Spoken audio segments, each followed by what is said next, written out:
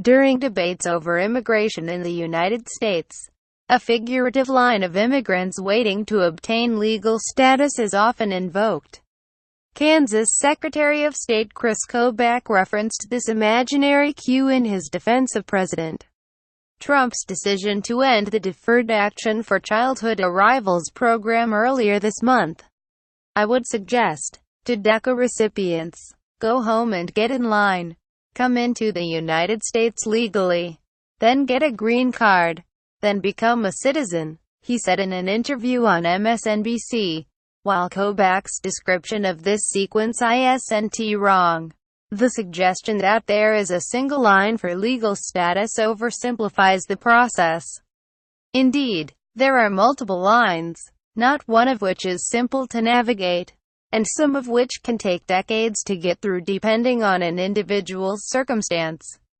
As it stands, the maximum number of permanent immigrants permitted into the country annually is 675,000, with some exceptions. While the reasons to live in America vary widely, immigrants seeking permanent status usually must fulfill one basic requirement: that they enter and reside in the country legally. For the segment of the population that qualifies for DACA, those who are brought to the United States illegally as children, that often keeps them from applying. Even if an applicant has a sponsor, as all are required to have, he or she can still be impeded by the fact that they came in illegally. It doesn't matter why you came in. It doesn't matter how old you were. If you were a baby or a toddler. It doesn't matter when it comes to these sets of laws. Jeremy McKinney, an attorney and secretary of the American Immigration Lawyers Association, told me earlier this month, for the majority of DACA recipients, whose work permits are set to expire in the coming months, Congress passing a law is the only chance they have to gain legal status in the United States. DACA beneficiaries aside, millions of immigrants meet the criteria to become lawful permanent residents in the United States, but are often subject to a long wait. The United States has a cap for how many people can apply for an visa from each country.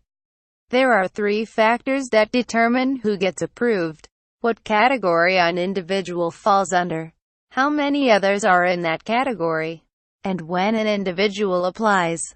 Certain types of people have to wait decades to apply for an immigrant visa, while others take a much shorter amount of time. A U.S. permanent resident's unmarried son or daughter, who is 21 years old or older, will have to wait roughly 21 years to file an application for an immigrant visa if they're from Mexico. According to the State Department's visa bulletin, the delay is a result of too much demand.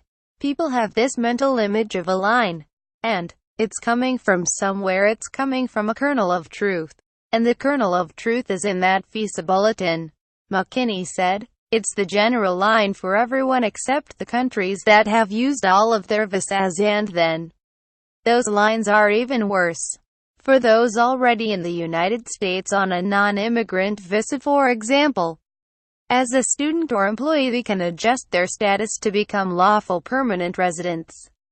But that process, too, can take several years and is only available to some people.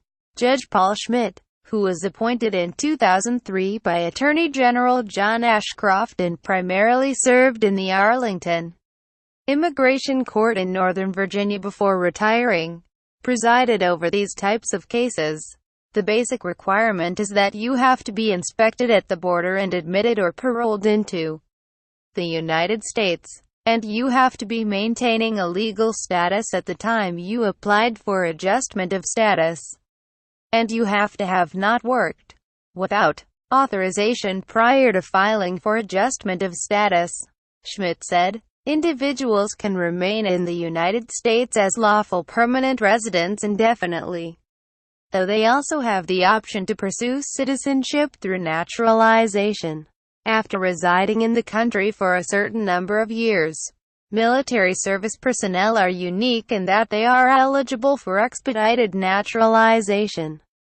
If you are part of the military, any component of the military during a time of hostilities, which has been in place since 9/11, then you're eligible for citizenship. McKinney said, barring some exceptions, an individual must be a lawful permanent resident to join the military. The Department of Homeland Security keeps records of how many immigrants have gained lawful permanent residence. According to the agency's latest figures, 289,000 immigrants obtained this status in the first quarter of fiscal year 2017, along with 270,000 in the second quarter. Roughly half did so through their immediate relatives who are U.S. citizens. Approximately 13% qualified under an employment-based category. Some Republicans have criticized the U.S. immigration system for admitting a large flow of foreign-born workers, who they argue take away job opportunities for Americans. Immigration hardliners, in particular, take issue with the family-based category. In August, Trump endorsed a bill drafted by Senators Tom Cotton and David Perdue that aims to cut legal immigration by 50% over a decade. While the introduction of the legislation is significant, it's unclear whether it'll gain traction in Congress, leaving in place the current immigration system and the line that's emblematic of it.